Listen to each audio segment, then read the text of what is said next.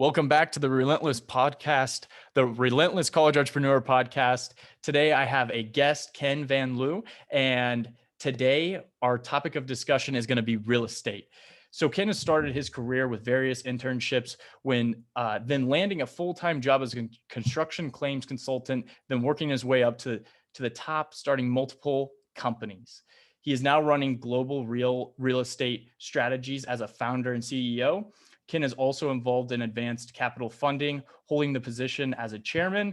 Ken is also the author of Modern Wealth Building Formula. The link of his book will be in the description, so check that out in the podcast. So starting off, Ken, can you give a brief description to the audience about yourself? Absolutely. I am 59 years old. I've been married for 34, same woman for 38 years. We have 3 awesome children. So I, pride myself as being a great dad and, student of real estate. So, I became a civil engineer. I wasn't the sharpest guy in the shed. So I created the 6-year college plan. And then I graduated with civil engineering. And, I became a New York City skyscraper expert, built $1.3 billion worth of projects in New York City, in the toughest market in the world. And that just, led to so many opportunities. And then we had the opportunity to write the book a few years ago, Modern Wealth Building Formula, How to Master Real Estate Investing. So right now, my purpose is to bring people to their greatness, pay it forward. For each person I touch, the goal is to leave them with more power, freedom, self-expression, and peace of mind, and, take their life to the next level. That tells you a little bit about myself. And I've been a magician since I was a kid, so I'm all about trying to bring more money, time, and magic into people's life. Love that. Yeah, and I really do. I like that you're trying to. I can tell it's less about money. It's more about that legacy. You're trying to give people and inform them with all this wisdom you've come across and the opportunities and the experiences. I'm diving in to your book. I just finished a book from a friend of mine that wrote. So that's one of the next books I'm jumping into. I'm very interested to learn as I'm very interested in real estate. And I know that with your experience and having built $1.3 billion worth of real estate, that it'll be a big help. And you, like you said in the beginning, that it'll save me a lot of time. So yeah, I'm curious to what motivates you every day in the morning? Great question. I would have to say my 3 kids, I had twins. They're 20, they're going to be 29 in next week, actually. And, one of them is a U.S. intelligence Marine officer. That wakes me up every day just thinking about him serving my country. Mm-hmm. And an Eagle Scout, just gives it back 100%. His twin sister's married to a doctor. She graduated like #1 in her class in culinary and nutrition. My youngest just got engaged. So my kids are a big part of my life. What gets me out of bed in the morning, I love working out. So I do, pre-morning or pre-day routine where, I wake up, I have a little get ready time where for like a half hour, I just kind of think and get ready. And then I move for like 50 minutes, whether it's running or working out. And then I meditate. And, I'm really grateful for that morning routine. And then that kind of sets my day straight. And, I journal. So every day I start with gratitude. I write down like 3 things that I'm grateful for, and then 3 things that I want to accomplish today. And then 3 things that would make the day a great day. And then I measure from that. So that's kind of my daily routine. And that gets me excited because, at the end of the day, I write down what's happening for tomorrow and then boom, jump up again. Absolutely. It makes me feel so good about myself. Cause I've been diving into reading so much. I've read, I think, a total of 35 books so far this year. So I'm reading about almost a book a week, and I'm all these books are like talking about all this different advice. And what I've gotten from it is waking up early. And like you said, I've literally made my routine to basically what you just said. That it just makes me feel good because I'm like, I'm doing the same thing right now. I wake up, I get ready, I have that off time, and something that I've been doing a lot more is not looking at my phone in the morning, just waking up, because when you look at your phone, it's like it sits your mind in chaos in the beginning of the day. So I keep off my phone. Then I go to work out in the morning before I work. And then I come back, shower, meditate. And then before I end my days, I write down and journal. So it makes me feel good that you do the same exact thing. And I know you're very successful. So it's like a lot of those books talk about this stuff, and it's like, see, you already implement it to your life. So that's awesome. I must ask, where's your son stationed at, if he's a Marine? Yeah, he just left Quantico 2 weeks ago. He's now in Camp Pendleton, San Diego, California, living in actually Carlsbad. And Oh my he's gosh. happy to be there because he was complaining about the cold winter and saying he Yeah. missed San Diego because he had been out there on one other, assignment. Gotcha. So my dad was a U.S. Marine for 6 years. He was a sergeant. He currently is working at Ascension St. Vincent. He's working for them, but he was actually at Camp Pendleton a while. He actually just left because I'm interning here in California. He visited me, and he just left like an hour ago. And we went to San Diego over the weekend, and we went to Camp Pendleton. We did all this stuff. But it's funny, like, small world that your son's at Camp Pendleton, and that's where my dad was stationed at as well. And he loves it there. And we were literally just visiting there 2 days ago. So definitely a small world. Yeah, it Love really that. is. Tell him thank you for serving. And yeah, I Absolutely. love it out there. I can't wait. He literally just landed. His boxes showed up, I think, a week later. So he was unpacking last weekend. I can't wait to come out and visit. So when I come out, if you're still hanging out, we'll connect. Yeah, absolutely. It's very, I'm definitely, that I've been here a while. I know the good places. I'm sure your son does know as well, but there's a lot of cool places in San Diego. It's the perfect weather. It's like you go an hour and a half out of San Diego and it's super hot, but like San Diego year round is just beautiful weather. It's amazing, but it does come at a cost. I know it's really expensive to live there. So, um, next question I have for you is, what are some solid common characteristics that you see in leaders that you've come across? Well, I'd have to say that number one is integrity, Hmm. because my philosophy is without integrity, nothing works. So, and I look at it from the aspect above and beyond morality, because if you look at it from the morality aspect, I mean, that's a pretty simple decision. Like, you're not going to work with someone that robbed the bank. Yeah. But you could work with people that are very successful, but they say X and they do Y, right? So, Yeah. is not honoring their word with themselves or with someone else, that's something that you want to make sure is in place. And find that a lot of leaderships are about integrity. The other thing I would say, the traits are, really good leaders allow others to kind of do it their own way. And, top leaders allow people to grow and not necessarily tell you how to do it. One of my favorite books was The 1 Minute Manager, where, if you and I come to an understanding and I say, Hunter, this is the outcome. And I might say, Hunter, I'm not going to tell you how I would do it, but go do this, get to the outcome. I'll check in with you in a week, and if you're tripping, I'll say something, but, I let you then create the opportunity, and then it allows people to grow. And so I noticed that, I used to tell people what to do because I grew up in that environment, managing 600 people, having to tell people what to do, tell people what to do. And then I realized that when you want to get people to grow, it's not the same environment as on a construction site where you're demanding and telling people what to do. You have to ask questions and turn it into an inquiry and enable people to discover from the question on what you're trying to tell them. If that Yeah. makes sense. Huh. So because the one thing I learned is I took calculus 2-3 times, and there aren't many, probably there are none of the formulas that I remember today, because people were telling me you have to study and learn this formula. The first time I lost $5,000 because I opened my big mouth in a meeting, I learned the lesson. I never opened my mouth again. But you learn in funny ways, and I just give you that as an example. Yeah.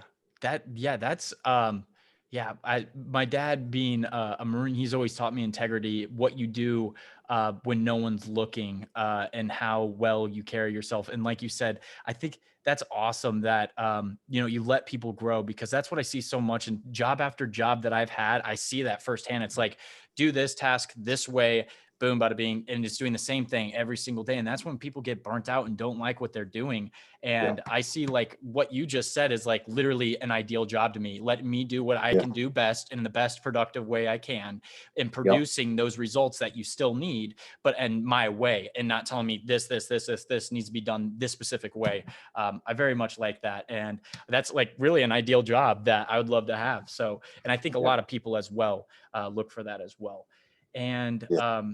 what is one of the biggest learnings in real estate?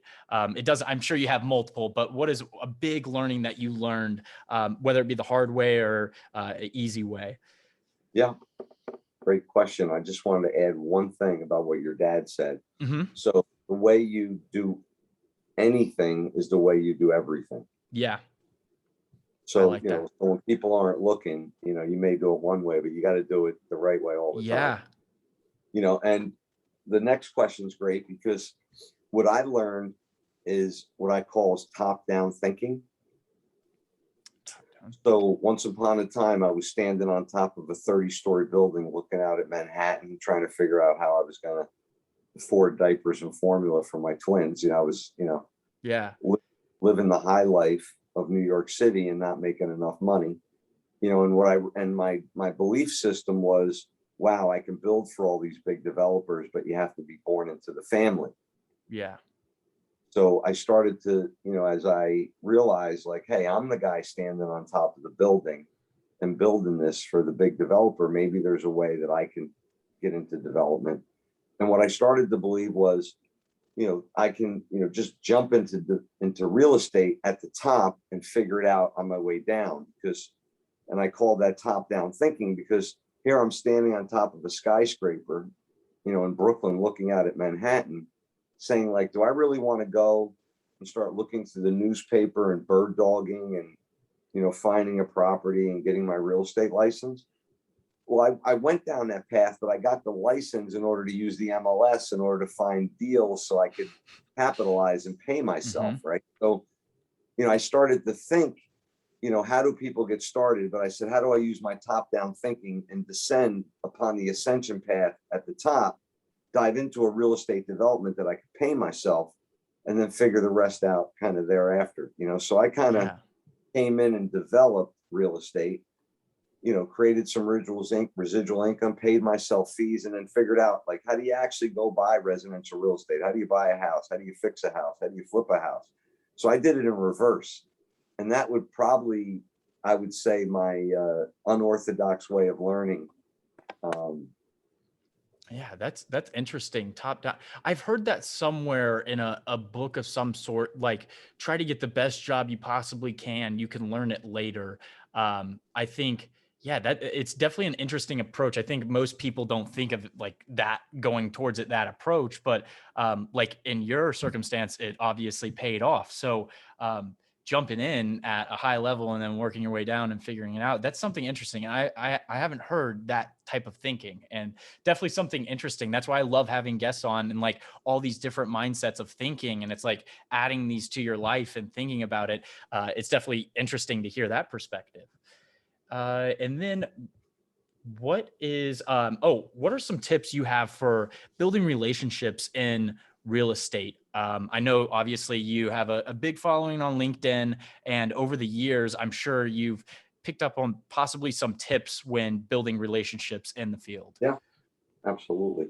So that's a very, very important question. So I'm going to tell everybody to raise their ears here. So creating relationships, in real estate actually are the principles that apply for any type of relationship in the sense that when you want to create a relationship in real estate where someone's going to give you millions of dollars, there's one component that I don't think most people know, and it's called deep emotional rapport. So, you hear all about rapport building and mirror and modeling. I studying Tony Robbins, they mirror and model the person Hmm. across from you. if they have their left leg cross your leg, mirror model. You know, you Yeah. can't mirror model. Like, the bottom line is, when you're having a conversation with someone, you literally want to be listening at a level where you hear something where you can literally transform the conversation, in the sense that, you know, you have to have such genuine interest in people, and really listen for how you can help them, and that's how you're going to achieve what you want to accomplish. So in any relationship, whether it's real estate or not, you know, my first thing is, I call it the 1/3, 2/3 rule. So when you meet someone, if you're talking more than 1/3 of the time, you're already striking out at the plate. You know, you want to start out by asking questions and finding out about who, what, where, and totally understand that person and let them feel heard Hmm. before you say anything about yourself. Because if you do what I just explained and let them be seen, understood, and heard, they're going to ask you, how can I do business with you, before they even know anything about you.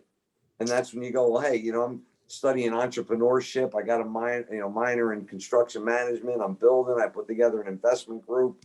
You know, my project just hit #1, and they're like, you know, what can I do with you? Right? You know, because you have such emotional rapport, and all you did was listen. You didn't even say nothing. So, you know, I Yeah. really want to take that to heart. Just listen at a level, you know, at a very high level, for what can transform the conversation. And most times it's going to be about how you can help them. But the moral of the story is, you want them to be seen, heard, and understood. Have you heard of the book How to Win Friends and Influence People? Yeah. When I got married at 27, yeah, I got married late. I remember I lived in Cranford, and less than a half a mile down Walnut Avenue, there was a hotel, the Quality Inn, and I took the Dale Carnegie course, How to Win Friends and Influence People. And I remember, you know, coming home saying to my wife, like, I got to get up tomorrow and speak in front of people. Yeah. But yeah, that's been a journey that I still remember. You know, one of the skill sets that they taught me. It was fun. Yeah, I read his book, Dale Carnegie. What was another? Uh, Man, I think it was Outwitting the Devil. I believe was another one. No, that was Napoleon Hill. I'm getting my people mixed up. That's a great. But yeah, there's so many good. And Dale Carnegie, and it's funny because I found this thing at San Diego Goodwill. It was Dale Carnegie's book that was put in this plastic. It was like a paper book, and then they put this like liquid plastic that dries. And so I have this little thing that I love, and I'll put on my desk when I get home. It was only like $2, and online they're like 25. So I was able to get a good deal. I love Dale Carnegie, and I loved how and it's what I love about the advice from these people that have written books a long time ago, and it's still implemented in today's workforce, is like people read and do these things but don't actually do it. Like when people hear effort, a lot of people will be like, I don't want to really do that. It's like Dale Carnegie. I like how you were talking about all this stuff that he was talking about is just listening. It's like, it's so simple. When you ask people questions, they end up liking you more than if you were just talking most of the time. It's like they don't maybe even know you because you haven't said anything, but they really like you because you ask questions. I really like how you implement that in your life, and it shows a lot. I think that's a really good tip. Absolutely. What advice would you give to someone who's starting their own real estate company? Great question. I would say that, you know, you want to mirror and model mentors. So, you know, if you're going to go into real estate, you want to figure out, you know, do I want to start, you know, in residential? Do I want to start in commercial? You know, how do I want to, you know, fund the business? You know, I would suggest, you know, someone just getting started, that you look at, you know, some type of syndication model where, you know, you could have someone that has a common interest, that wants to make some money in real estate, and you're the boots on the ground, and, you know, don't have as much equity, but you're earning your sweat equity and you're running Mm-hmm. the show.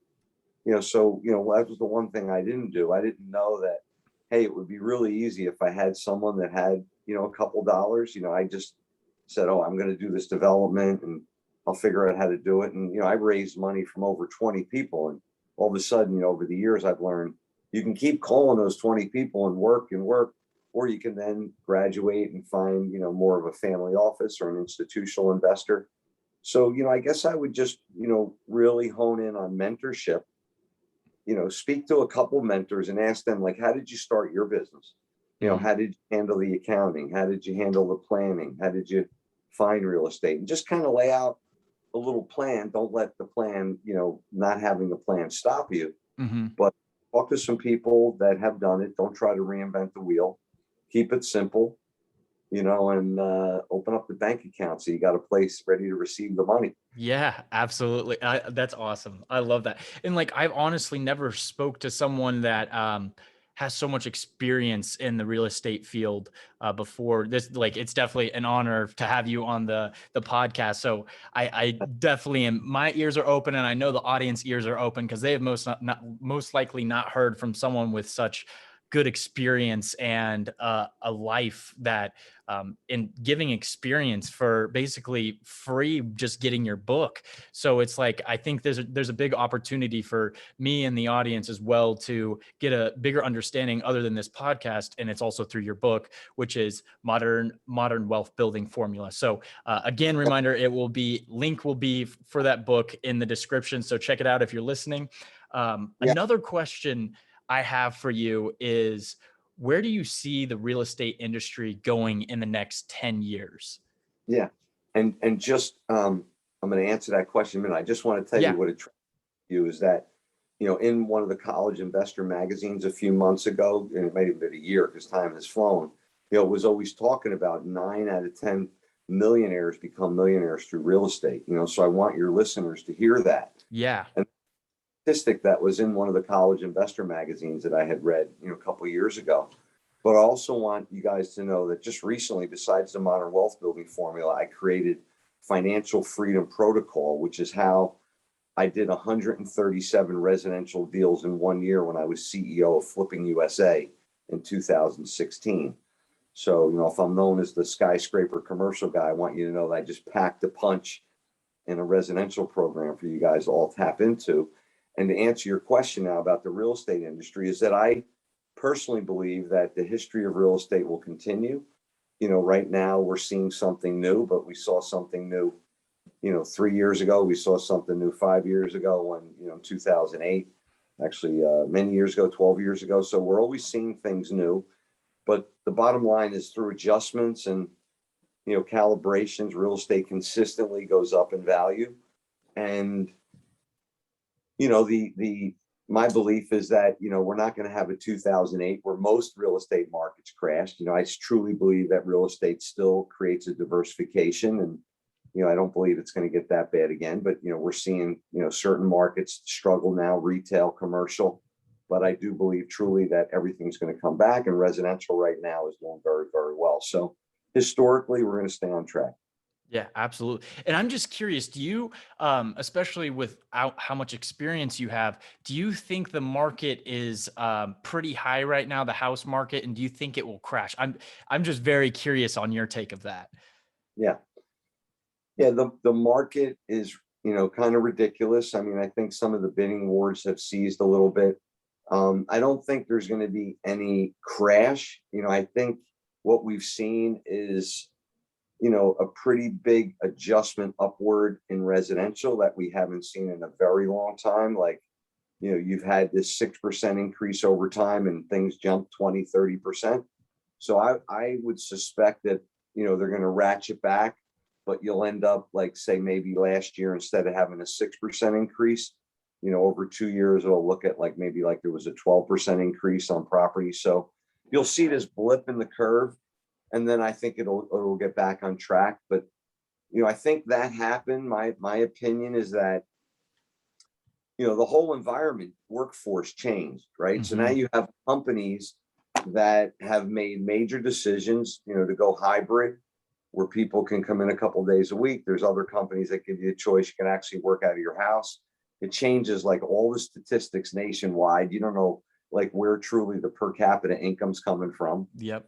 So there's been such a shift, what's happened is that people that, lived in an apartment want to step up into a house. People that were in a smaller house want to step up. So it's created a frenzy. And, that's kind of my opinion related to the whole thing.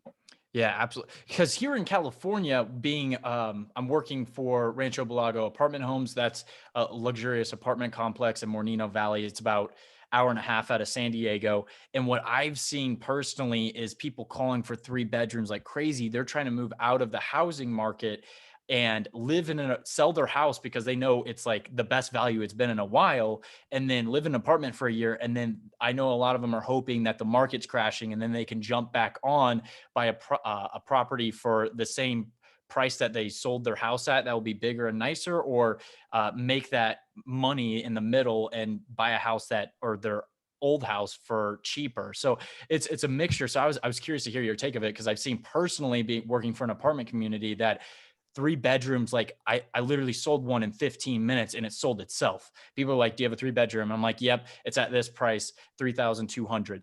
And for a 3 bedroom apartment, that is out crazy expensive, 3,200, but it sold like that. People are like, I'm just going to be using it for a year and then I'm getting right back on the house market. So like, we'll see if that happens for them, but it's very interesting seeing like it firsthand, that like the high demand of 3 and 2 bedrooms and such a short supply, and they're going out like that, like apartment homes, because people are, at least in California, trying to get off the market, which I find very interesting. Yeah, absolutely. And then how do you think your company that you're CEO of is going to adapt to the changes that might possibly have, or just previously how the company's adapted? Yeah. Yeah. What we've really done is we've focused on new developments, because while, everything's kind of balancing out, we're creating land value with the expectation that markets will, turn around. We are actually doing some affordable housing now, which is, always driven because there's such a shortage in housing. We do have a mixed use site where we're doing a CVS pharmacy.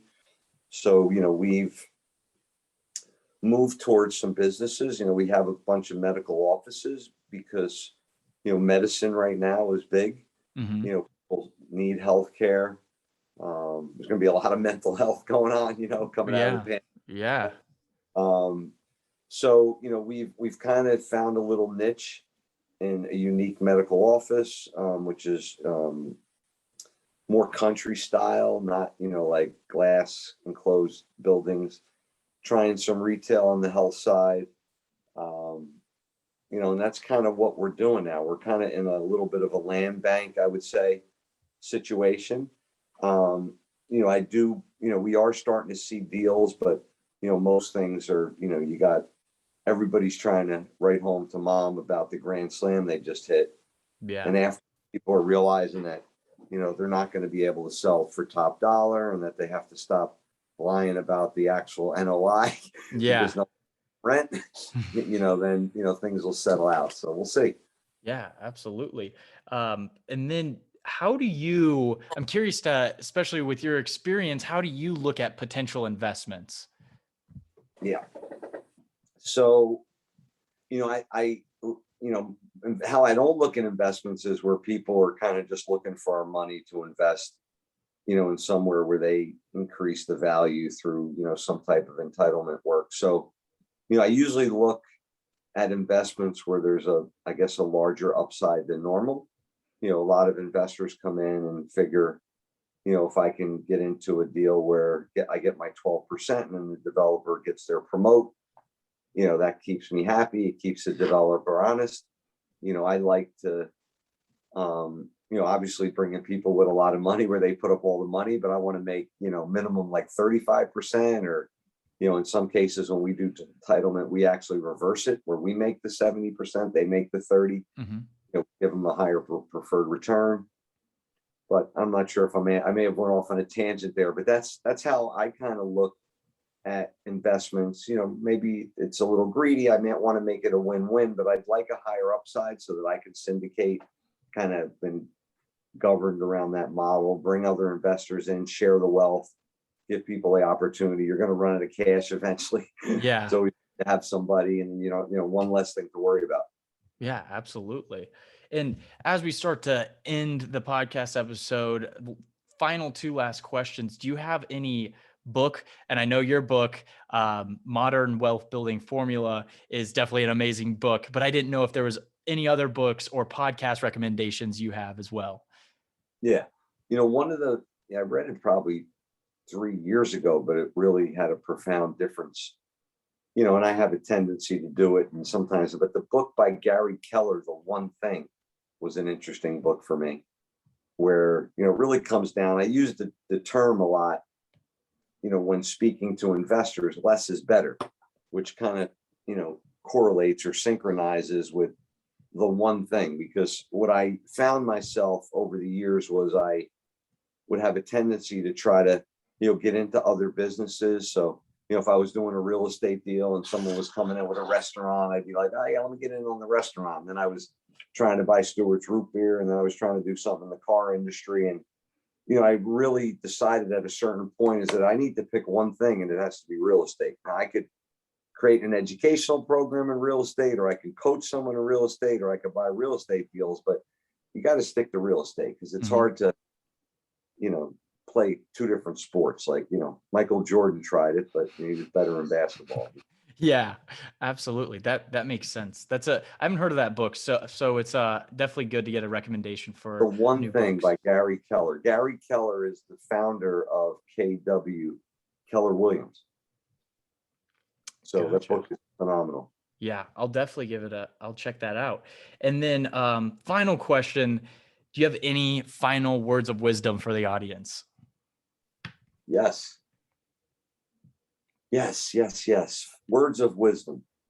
So what I would say is, there's a very fine line in the world of performance, and it's either action or inaction. So, in anything that you want in life, there's no in between. You're either taking action, you're either in action or not in action. And all I have to say is that if you sit there and, get stuck with analysis paralysis, it's not going to move forward. So, I guess my words of wisdom is, just, number one, never give up on your dreams, and live in a world of performance, in action at times. Love that. That's such a big thing that we're taught in entrepreneurship. It's like, it's one thing to have a business plan, but it's one thing to just let it sit there and collect dust. And there's one thing to have a business plan and put action to it. It's like the first week of classes in entrepreneurship, they were like action, action, action, action, action, action. You can't do anything if you just sit there and research all day and don't do anything action wise. So definitely love the word action. All right. So with that being said, this was the Relentless College Entrepreneur Podcast. It was an honor to have you here on, Ken. And again, the link to his books, Modern Day Wealth Building Formula, and his website will also be in the podcast description. So check that out. Yeah, kenvanliew.com, and it's kenvanliew.com/free book. Okay, sweet. I'll put that in there.